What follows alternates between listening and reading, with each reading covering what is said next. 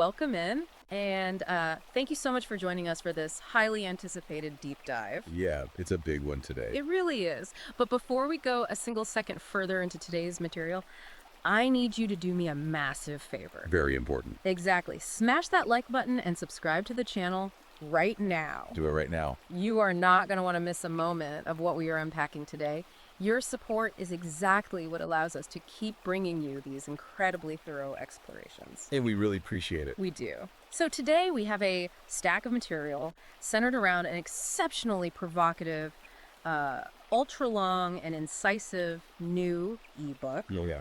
It's titled Help, My Wife is an Evil Bitch by Conrad Riker. Quite the title. It grabs you. Oh. Now, let me be very clear right out of the gate about who this specific deep dive is going to be most fascinating for. Right, the target audience. Yeah. If you're someone who is interested in the men's rights movement, or if you follow red-pilled manosphere theories, or if you're simply invested in understanding the history of our institutions before they were allegedly captured by feminists and cultural Marxists. This is absolutely tailor-made for you. Exactly.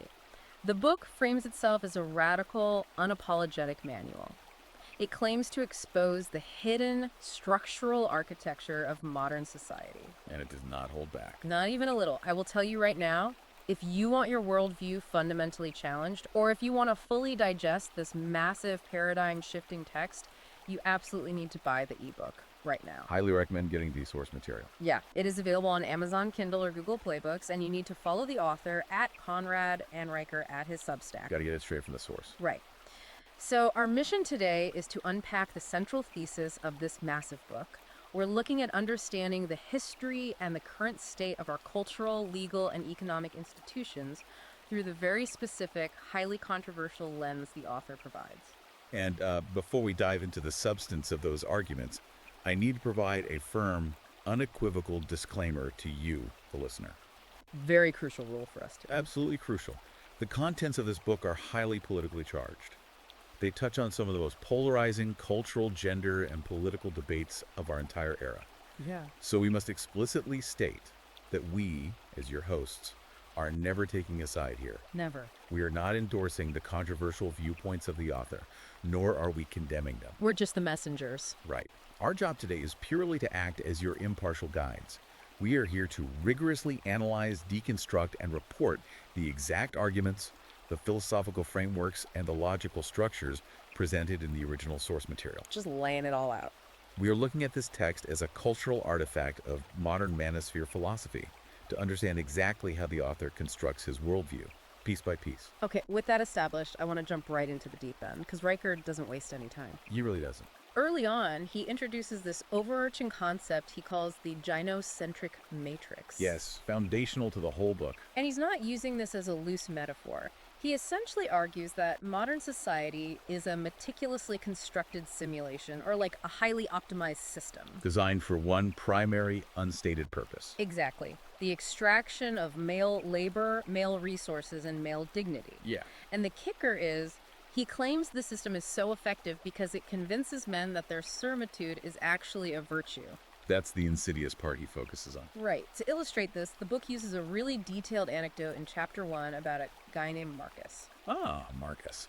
Yeah, help me understand how Marcus fits into this theory. So Marcus is presented as the archetype of the highly successful, productive modern male, and Riker uses his story as a foundational case study. A sort of cautionary tale. Very much so. The book describes Marcus as a logistics titan.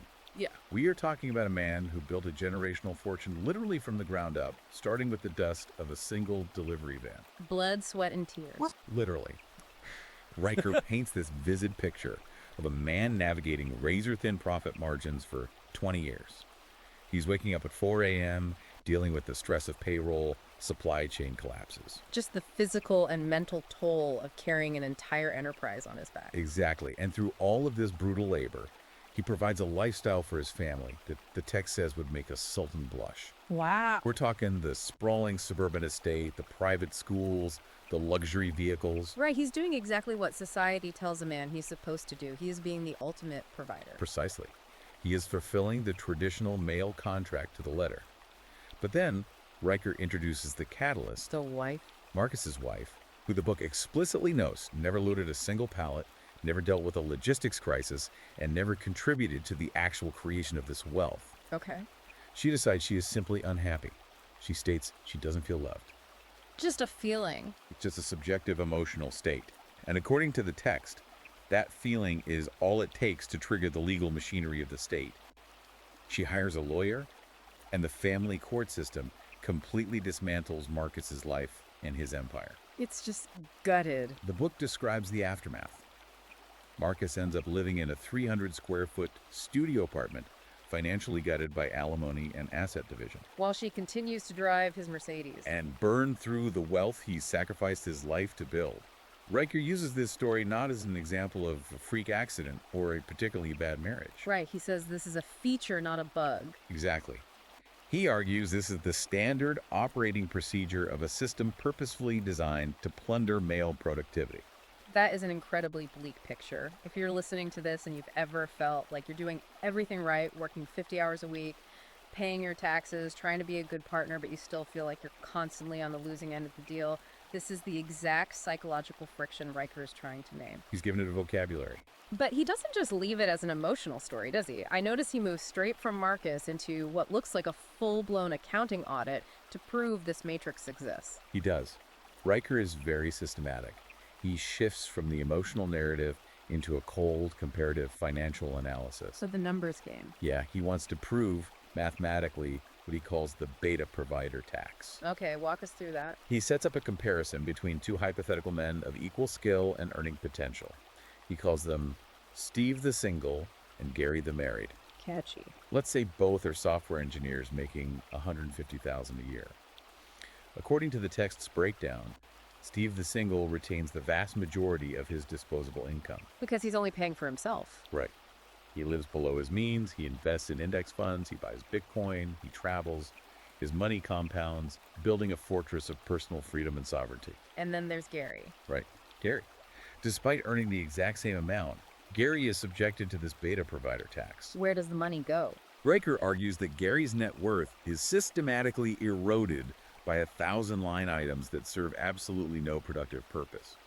The book details things like constant wardrobe upgrades for the wife, aesthetic home renovations. Oh, there was that great example. The paint. Yeah, Riker uses an example of a wife demanding a room be painted beige twice in 6 months because the first beige had the wrong undertones. Yes. Endless lifestyle inflation that services her social status among her peers, rather than his wealth accumulation. So the argument is that Gary's labor is being siphoned off for vanity projects, essentially. Yes. The text asserts a very striking economic claim based on consumer data. It claims that while women, on average, earn a fraction of the male dollar across the broader economy, they control approximately 85% of all consumer spending. 85%, that's massive. Riker frames this as undeniable proof of the extraction matrix. He concludes that modern marriage is the single greatest wealth destroyer for a high-value male. He uses a very specific mechanical metaphor to drive this home. He states that in the vehicle of marriage, the man is the engine. He does all the burning, all the pushing, all the heavy lifting. And the woman. She is merely the vanity license plate claiming ownership of the ride. Okay, I want to push back on this a little bit, or at least play devil's advocate for the listener. Sure. Because a lot of people would hear that and say, well, marriage is a partnership. It's a contract that two people enter into willingly. If Gary doesn't like how the money is spent, he can leave. How does Riker address the actual legal mechanics of the marriage contract itself? That exact question leads Riker into a deep dive on contract law in Chapter 4. And this is where his background research really shows. It gets very technical here. He sets up a foundational legal syllogism. In traditional Western law, a valid contract fundamentally requires a few things: an offer, an acceptance, mutual consideration, meaning both parties bring something of value to the table, and, crucially, recourse for a breach. If you sign a contract with a vendor to deliver steel, and they don't deliver the steel, there are penalties. You don't still have to pay them. That's just basic business logic. You break the deal, you face consequences. But Riker argues that modern marriage fails this test entirely. His perspective is that if one party, specifically the wife, can unilaterally void the agreement at any moment, for any reason or no reason at all, face absolutely no penalty for breaking the contract, and still retain the spoils of the other party's labor through alimony and asset division, then you do not have a contract. What do you have then? The book argues that what you actually have is a state-sponsored scam. And he specifically points the finger at no-fault divorce as the mechanism for this scam, right? He absolutely does. Because conventionally, no-fault divorce was celebrated as a way to allow people to escape genuinely toxic or abusive situations without having to go through a drawn-out traumatic court battle to prove adultery or abuse. Yes, but Riker views no-fault divorce through an entirely different lens. He frames it as a deceptive instrument of entrapment. How so? The book cites data suggesting that women currently initiate nearly 70% of all divorces, 70%. often utilizing what the text calls the walk-away wife syndrome, where a woman secretly plans her exit for years before suddenly dropping the paperwork. Just blindside the guy. Yet, despite initiating the dissolution of the contract, Riker points out they receive roughly 80% of custodial awards and the corresponding marital assets. So they break the contract and get the payout. He explicitly frames this legal architecture as a massive institutionalized wealth transfer from the productive class, which he identifies as men, to a grievance class. He also goes after the family court system itself, specifically something called the Duluth model. I had heard of this in passing regarding domestic dispute interventions, but he elevates it to something much more sinister. What exactly is the Duluth model, and why is Riker so focused on it? The Duluth model is a framework developed in the 1980s for responding to domestic violence. But Riker describes it in the book as the unquestionable religious dogma of the family court system. Dogma is a strong word. According to the text, the Duluth model operates on a fundamental sociological assumption that domestic violence is not about individual pathology or mutual conflict, but is inherently a tool of patriarchal power and control used by men to subjugate women. Meaning the framework itself is gendered from the start. Exactly. Riker argues that this framework assumes male guilt by default. If the police are called to a domestic dispute, the Duluth model's underlying philosophy heavily implies the man is the primary aggressor simply by virtue of being male in a patriarchal society. Just because of his biology. The text argues that this rejects 2,500 years of Western Enlightenment values.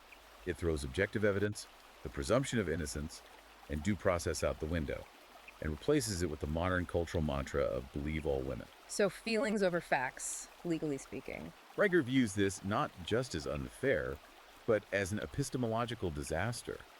He claims it establishes a legal precedent where subjective feelings and accusations are treated as superior to objective reality and empirical evidence. So if we follow his logic, he's saying men are voluntarily signing a contract that guarantees their own destruction, overseen by a court system that presumes their guilt. That's the premise. Which begs the obvious question to you, the listener.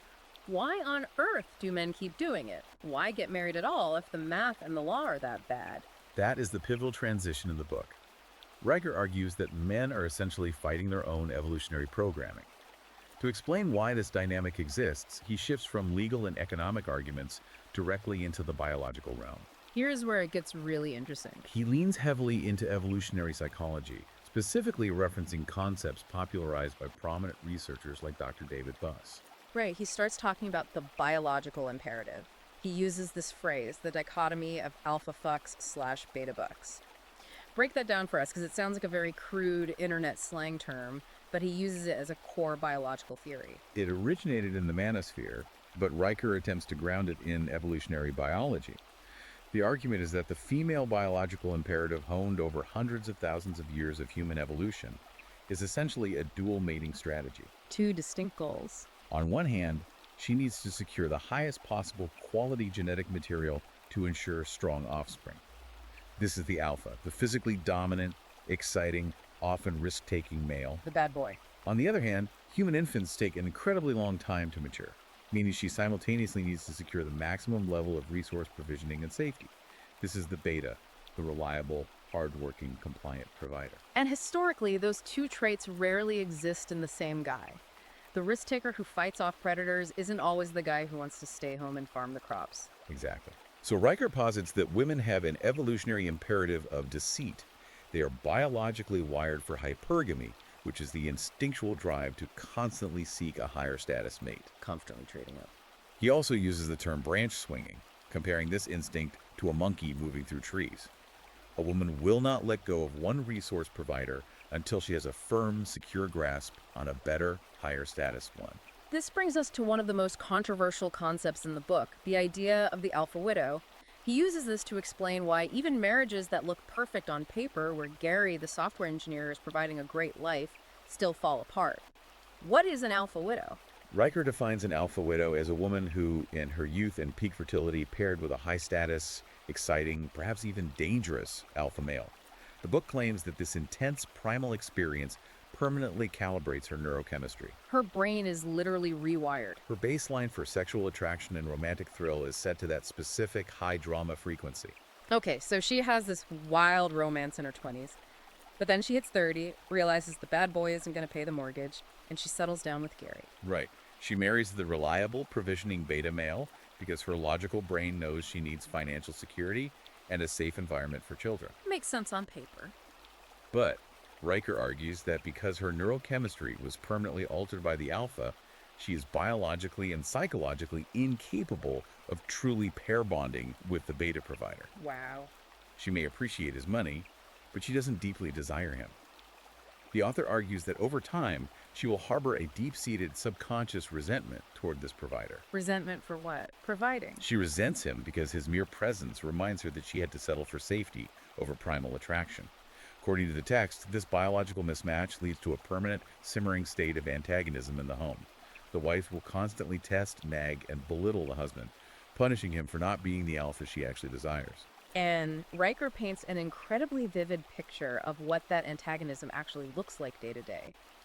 There was this one section in Chapter 8 that really caught my eye. He calls it the Tuesday Night Holocaust. A very dramatic title. When I first read that heading, I thought it was incredibly extreme. What exactly is he talking about there? It is a deliberately provocative title for a very mundane domestic situation. Yeah. And he uses it to explain a psychological concept called female solipsism. Okay, break that down. Let me paint the picture he uses in the book. He asks you to imagine a man returning home at 7 p.m. He's exhausted from a grueling 10-hour day of corporate warfare labor that strictly funds the household. He's drained. He walks in the door, and his wife asks for the specific artisanal brand of vanilla soy milk she likes. The husband realizes he forgot to stop at the store. A completely normal, minor oversight happens to everyone. Exactly. But the text claims that in an instant, the wife's reaction escalates to an apocalyptic level. Because she feels slighted, her internal emotional state dictates her reality. Her feelings become facts. She conflates her feelings with objective facts. It isn't just that he forgot the milk. Her feeling of disappointment means that he doesn't care about her, he doesn't respect her, and he is willfully neglecting her needs. So it's not about the milk at all. The book uses this to illustrate a solipsistic feedback loop. Riker argues that the modern woman often lacks the conceptual framework to separate her internal emotional weather from external objective reality. If she feels oppressed, she is objectively oppressed, regardless of the data or the husband's actual intentions. That is fascinating. It's like arguing that for her, the emotion itself is the undeniable proof of the crime. So how does the husband usually respond in Riker's scenario? To dissect the husband's response, Riker utilizes a well-known psychological model called the Cartman Drama Triangle. I've heard of this in therapy contexts. This triangle consists of three roles: the victim, the rescuer, and the persecutor. The book claims that modern wives are masters at weaponizing this triangle, using it as a zero-sum game to extract attention, emotional energy, and resources from their husbands. Walk me through how that applies to the soy milk fight. Sure. In the soy milk scenario, she initiates the conflict as the victim. She sighs, acts distressed, and claims she is neglected and unheard. And the husband? The husband, programmed by society to protect women, immediately jumps into the role of the rescuer. He apologizes profusely, grabs his keys, and rushes back out into the night to find an open grocery store. He tries to fix it. But here's the trap.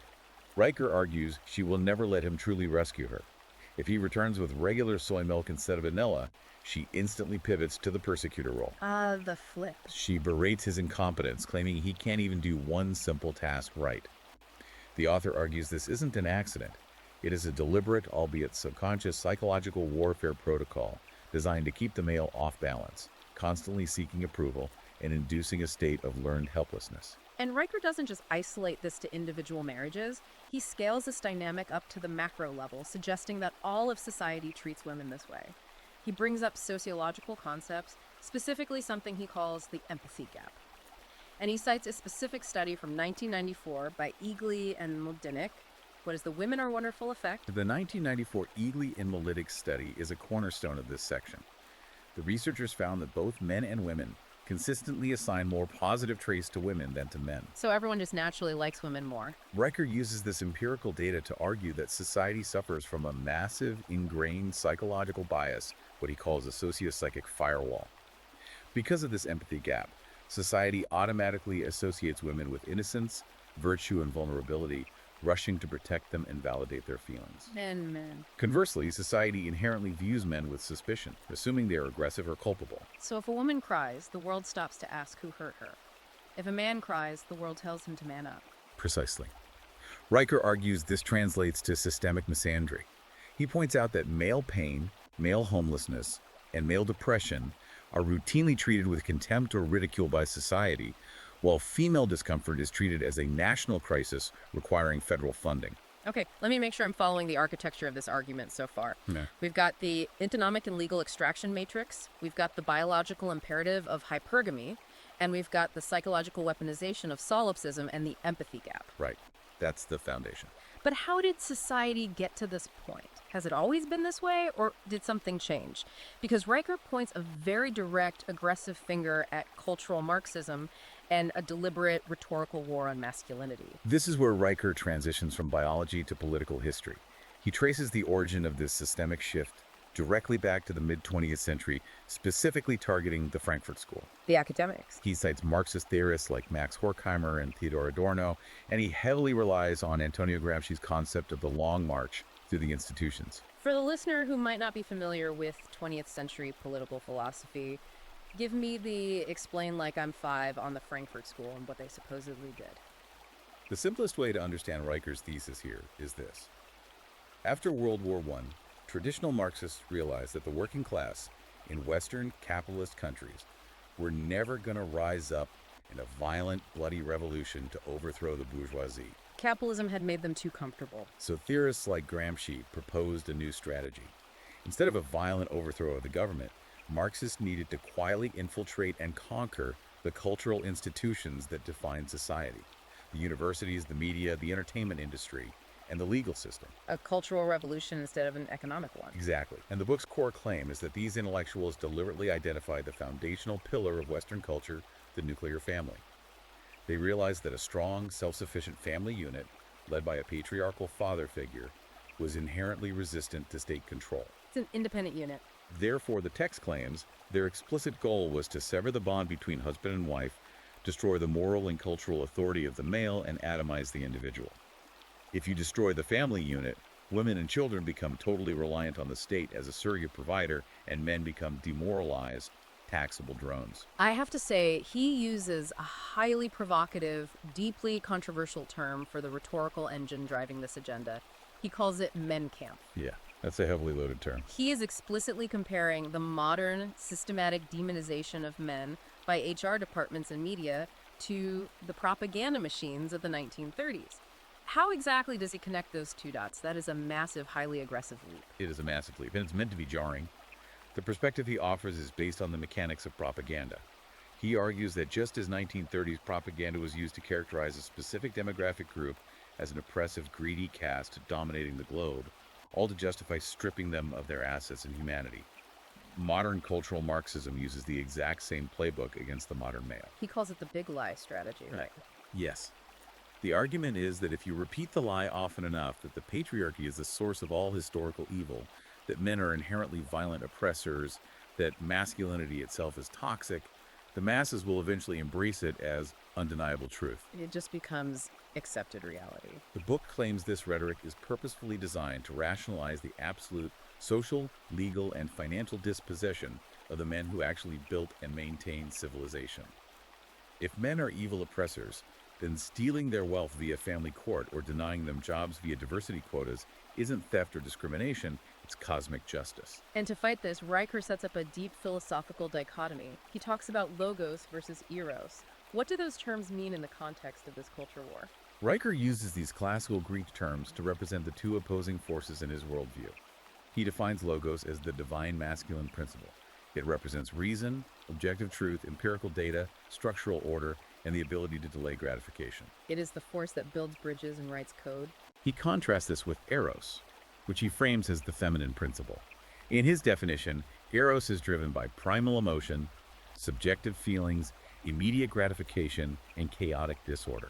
And he claims society has abandoned logos for eros. He specifically attacks an academic framework called standpoint epistemology. I know this is a concept heavily debated in universities right now. How does Riker define it, and why does he hate it so much? Standpoint epistemology is essentially the academic theory that a person's lived experience, particularly if they belong to a marginalized group, holds a higher truth value than objective reality or empirical data. Your truth versus the truth.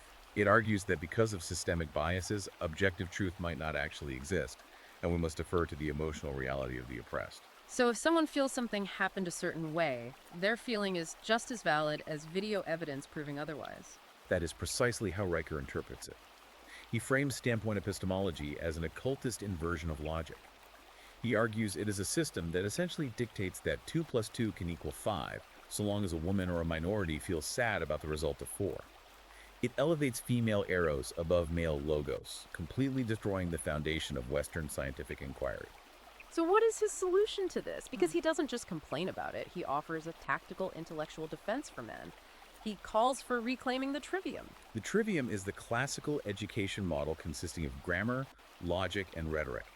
Riker urges men to study classical Aristotelian logic, specifically the law of non-contradiction, the idea that two opposing statements cannot both be true at the same time and in the same sense. Very foundational logic. He wants men to use this strict, unyielding logic to refuse the feminist frame.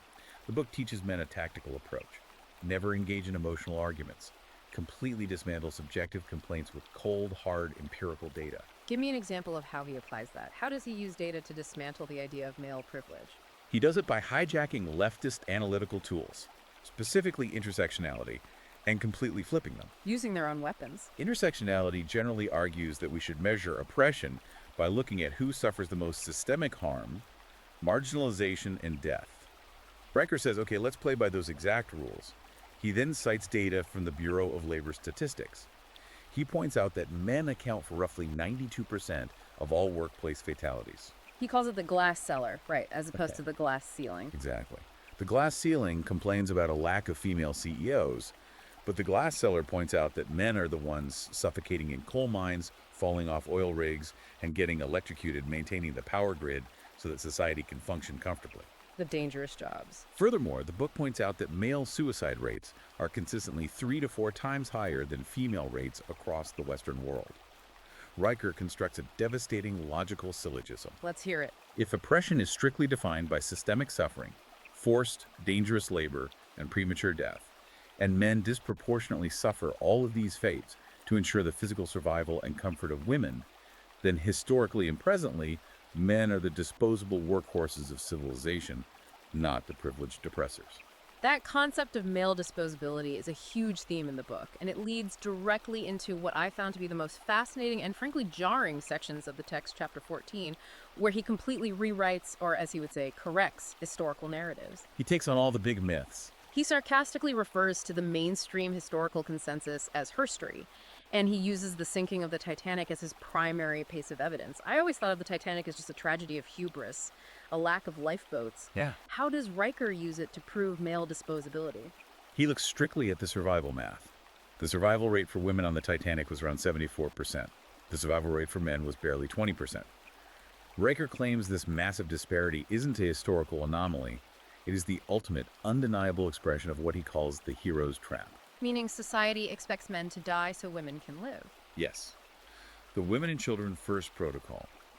Riker argues that the men on the Titanic, many of whom were the wealthiest, most powerful men in the world at the time, men who supposedly benefited from this massive patriarchal privilege, willingly stood on the deck of a freezing, sinking ship and chose to drown in the dark so that third-class female passengers could take the lifeboats. They sacrificed themselves. Riker's perspective is that a society that expects its supposed oppressors to routinely lay down their lives for the oppressed is not a patriarchy at all.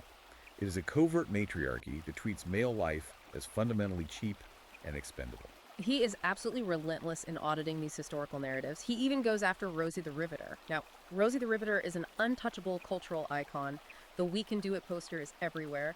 It represents the moment women proved they could do men's jobs. How does he try to debunk that? He frames the Rosie narrative as a massive campaign of stolen valor. The text acknowledges that women did indeed enter the factories during World War II. However, Riker points out that these women were primarily operating in safe domestic environments, assembling components on assembly lines. And the men. The book argues that men had already invented the tools, engineered the assembly processes, built the factories brick by brick, and mined the raw iron ore from the earth, all before shipping off to be physically slaughtered in the mud of European trenches or burned alive in the Pacific. So his argument is that women stepped into a turnkey system built entirely by men while the men went off to die. Correct. The book claims that elevating Rosie the Riveter to the same heroic status as the men storming the beaches of Normandy is a deliberate rhetorical strategy designed to transfer unearned moral capital to a demographic that entirely avoided combat. He makes a similar comparison using World War I. He contrasts the famous 1914 Christmas truce with something called the White Feather Campaign. I had never heard of the White Feather Campaign before reading this. What was it? The contrast he draws here is stark. The 1914 Christmas truce is historically documented. British and German soldiers spontaneously stopped shooting each other, climbed out of the trenches, exchanged gifts, and played football in no man's land. Riker uses this to illustrate an inherent noble male brotherhood and a natural inclination toward logos and peace when left to their own devices. But then he points back home to England. Right. Back home, women were participating in the White Feather Campaign. This was a movement where women would publicly hand white feathers, a symbol of cowardice, to any man they saw walking the streets, not in military uniform. Public shaming. The goal was to publicly shame and socially destroy men who hadn't enlisted. Riker argues this proves that women actively coerced and shamed men into marching into the meat grinder of trench warfare, safely cheering them on from a distance while enforcing male disposability. He also takes on the historical narrative of the witch hunts. If you take a gender studies class, the witch hunts are often presented as the ultimate proof of historical misogynistic genocide, the patriarchy burning independent women at the stake. How does he mathematically challenge that narrative? Riker approaches this with pure statistical ruthlessness. What? The book notes that modern historical consensus puts the death toll of the European witch hunts at roughly 40,000 to 60,000 people over a period of 3 centuries. Which is terrible. Riker acknowledges this was tragic and unjust. However, he argues that framing a death toll of 50,000 over 300 years as the ultimate historical atrocity is statistically hysterical when you compare it to the hundreds of millions of men who were conscripted, enslaved, and slaughtered in endless territorial wars over that exact same period. So he's saying feminism hyper-focuses on the witch hunts to claim ultimate victimhood, while completely ignoring the mountains of male corpses that history is built upon. Exactly. And furthermore, the author claims this victim-centric narrative deliberately obscures the reality of who actually built the modern world.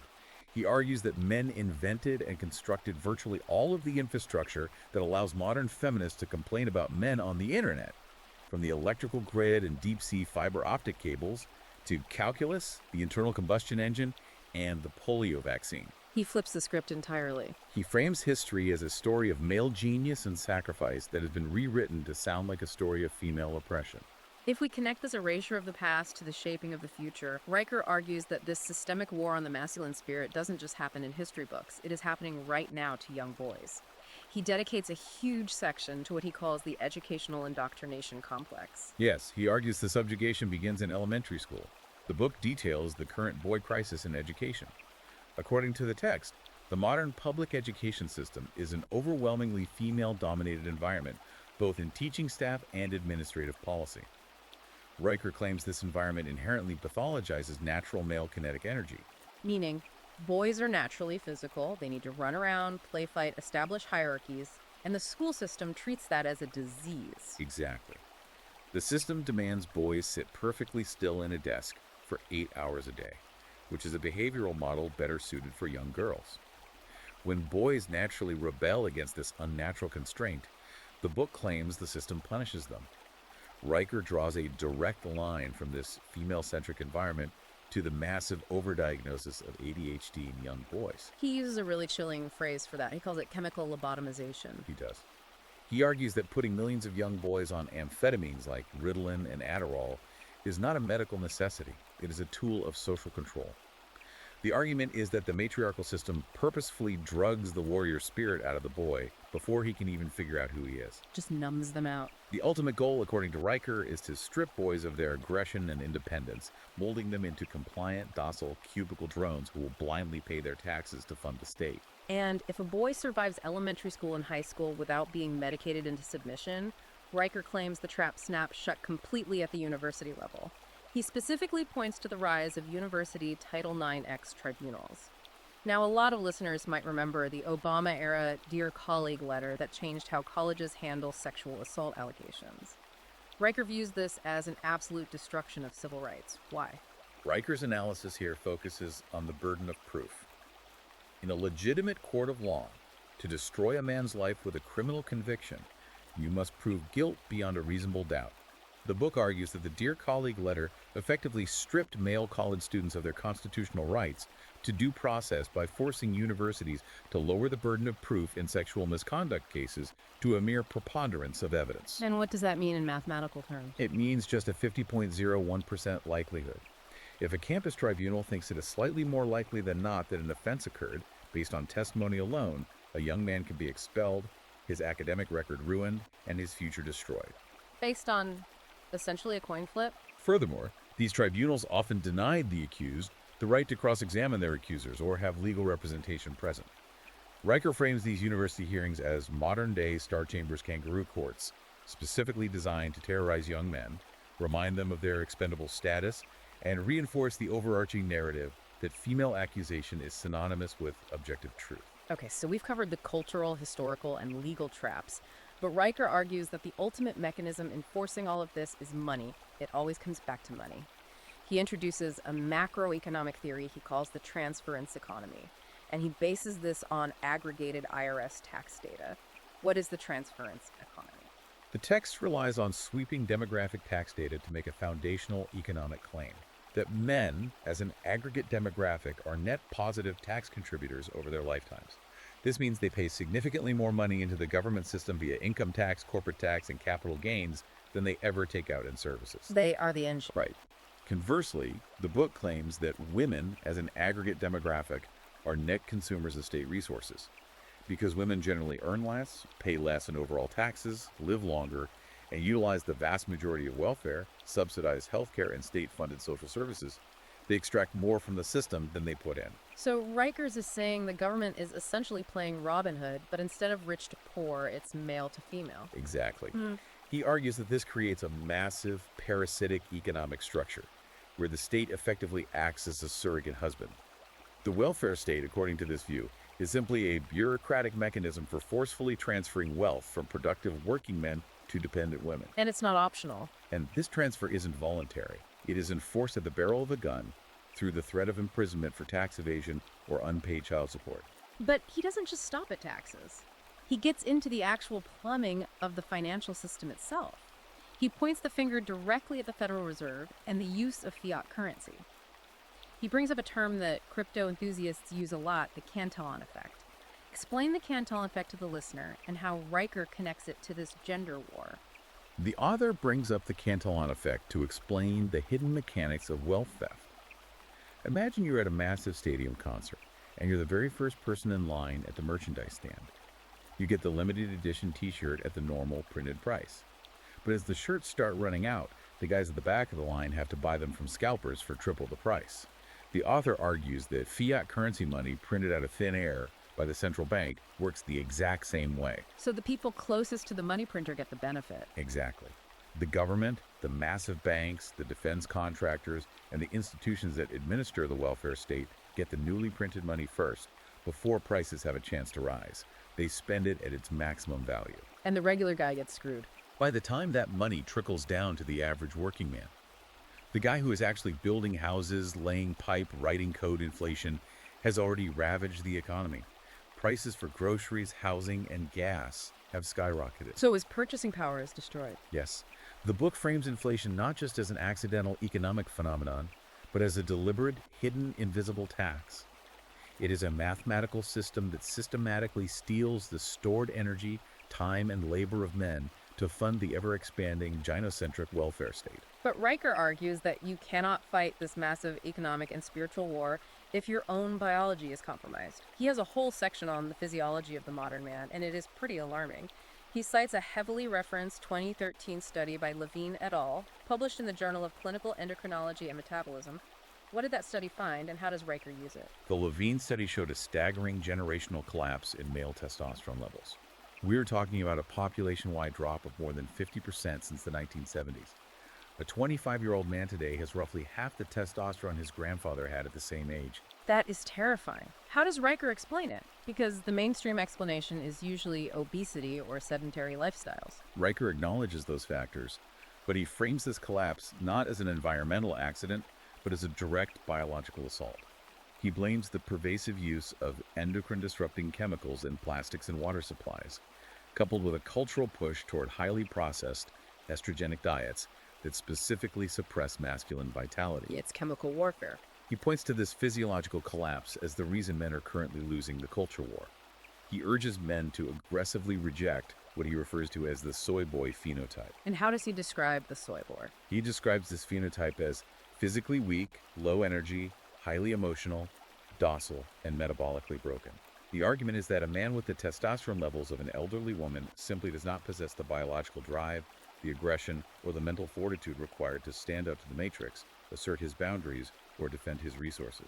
So what is the prescription? What does the author recommend a guy listening to this right now actually do to fix his physiology? Because Riker gets very specific, almost like a biohacking manual. He prescribes a rigorous, almost militant regimen. First, he demands men get extensive, comprehensive blood work to see exactly where their hormone levels are. And he advocates for aggressive optimization, including testosterone replacement therapy if necessary. So it's dialing it in. Second, he is a massive proponent of the Wim Hof method, which involves deep breathing exercises and intense, deliberate cold exposure, like ice baths. What is the point of the ice baths? Is it just to prove you're tough? Riker argues it's a neurological hack.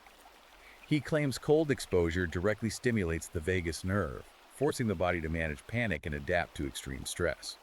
It builds a neurochemical shield against depression, anxiety, and the emotional turbulence of modern life. Building armor. Finally, he heavily promotes strict carnivore or animal-based diets. The book argues that a diet consisting almost entirely of red meat, organs, and animal fats provides the dense bioavailable nutrients required to optimize testosterone, clear brain fog, and build the metabolic resilience necessary to withstand the psychological warfare and shit tests of the modern matriarchy. Okay, so a man fixes his body, he optimizes his hormones, he sharpens his mind with classical logic. What is the macro solution? How does he actually apply this in the real world to escape the matrix we've been talking about? Once a man has secured his physiology and his mind, the book outlines its core tactical advice for navigating the socio-economic landscape, the man strike. The man strike, that sounds like a labor union concept. It is essentially a labor strike, but on a civilizational scale. This aligns closely with internet philosophies like MGTOW, or men going their own way, or what is often called monk mode. Okay. The premise is a coordinated, strategic withdrawal of male surplus labor from a system that the author claims inherently hates and exploits men. So John Galt going to Galt's Gulch in Atlas Shrugged. Very similar. Riker argues that if the gynocentric state relies entirely on male competence, male infrastructure maintenance, and male tax revenue to fund its existence, then the only moral and logical action for a self-respecting man is to starve the beast. Just walk away. He urges men to minimize their taxable footprint. Yeah. He tells them to refuse to participate in the corporate rat race, refuse to strive for upper management positions where their surplus value is taxed away, and absolutely under no circumstances sign the marriage contract. So what does this actually look like in practice? Does a guy just quit his job and go live in a cabin in the woods? Because Riker introduces this concept of the ghost walk and jurisdictional divergence. That sounds a lot more sophisticated than just hiding in the forest. It is much more sophisticated. Yeah. It is essentially geopolitical arbitrage. The ghost walk is the process of quietly disappearing from the matrix without making a scene. Jurisdictional divergence advises high-earning men to physically take their bodies to low cost, developing countries that still hold traditional patriarchal values. Like where? Places in Eastern Europe, Southeast Asia, or Latin America where the book claims men are still viewed as respected providers rather than toxic oppressors. Live where you are treated best. Exactly. But while his physical body is on a beach in Thailand, The book advises parking his actual wealth in impenetrable legal structures like offshore trusts. However, Riker argues that traditional fiat banking is still too vulnerable to government overreach. The ultimate weapon in this strategic asset protection, according to the final tactical chapters of the book, is Bitcoin. This is where the tech aspect comes in. And he frames Bitcoin as more than just a stock or an investment to make money on. He frames it as a philosophical weapon. How does he contrast the architecture of crypto with his theories on gender dynamics? I know he talks about proof of work versus proof of stake. Break that down for us. Yes. The text frames Bitcoin as the ultimate expression of masculine sovereignty. To understand this, you have to look at the consensus mechanisms of cryptocurrency. Bitcoin operates on proof of work. It requires massive amounts of physical energy, computational power, and literal labor to mine a block and secure the network. You have to earn it. Riker aligns proof of work with the masculine principles of logos, merit, undeniable energy expenditure, and objective truth. You cannot fake the work. You either expended the energy or you didn't. And he contrasts that with proof of stake, which is what networks like Ethereum use. Correct. In proof of stake, whoever already holds the most coins gets to validate the network and earn more coins, simply by virtue of already being rich. No physical energy is required. Just entitlement. Riker metaphorically links proof of stake to feminine entitlement, unearned privilege, and the fiat welfare state, where rewards are distributed based on status rather than productive labor. That is a wild analogy. So why does Bitcoin protect the man on the ghost walk? Because Bitcoin can be held in absolute self-custody. By memorizing a 12-word seed phrase, a man can hold billions of dollars of wealth entirely in his own head. It's unconfiscatable. Riker frames this as a decentralized cryptographic fortress. It is an asset that is entirely immune to the confiscation of family court judges, immune to the freezing of bank accounts by angry bureaucrats, and immune to the inflationary printing of the central banking system. It is unseizable property. Which brings us to the climax of the book's philosophy, chapter 16, the omega point of masculine sovereignty. Riker looks out into the distant future, specifically focusing on the technological singularity and the rise of artificial superintelligence, or ASI. Most people are terrified of AI taking over the world, like Skynet and Terminator, but Riker views ASI as a savior. Why? Riker views artificial superintelligence as the ultimate unbiased arbiter of pure truth. The argument is that an algorithm is perfectly logocentric, it cannot be shamed on social media, it cannot be canceled by a mob, and crucially, it cannot be guilt-tripped by female tears. It just looks at the code. The author predicts that when ASI begins analyzing the global economy, it will finally, ruthlessly expose the cold, hard fiscal reality of the matriarchy. It will process the raw data of male production versus female consumption without the distorting filter of feminist ideology or the empathy gap. He believes the AI will look at the math and realize men are getting a raw deal, but he takes it even further into sci-fi territory with something he calls the ultimate paternal escape. He believes technology is going to solve the biological imperative entirely. Yes, this is his endgame scenario. The author predicts that emerging technologies, specifically the perfection of artificial wombs or ectogenesis, and the creation of highly advanced, hyper-realistic ASI romantic companions will eventually completely decouple male reproduction and male companionship from female biological gatekeeping. So a man won't need a woman to have a child, and he won't need a woman for intimacy. Exactly. Yeah. The central thesis of the entire book is that women have used their monopoly on reproduction and intimacy to leverage resources and labor from men for millennia. Riker argues that once technology breaks that monopoly, the biological leverage instantly evaporates. The ultimate game changer. When a man can have a biological child grown in an artificial womb and experience intimacy with an AI that never nags, never ages, and never files for divorce, the profound shift in the balance of civilizational power will be absolute. That is a staggering dystopian or utopian, depending on your view, prediction. But until that sci-fi future arrives, the book delivers a final, urgent call to action for the men of today. He says men must build the New Jerusalem right now. What does that actually entail? Riker commands men to stop trying to reform the current system because he believes it is fundamentally captured and corrupted. Instead, they must build parallel, decentralized institutions completely free from the influence of HR departments, diversity, equity, and inclusion mandates, and cultural Marxism. So literally building a separate economy. Yes. This means building untraceable gig economies where men trade skills directly for crypto. It means founding decentralized crypto banks that lend capital strictly based on merit, business plans, and proof of work, rather than ESG scores or victimhood status.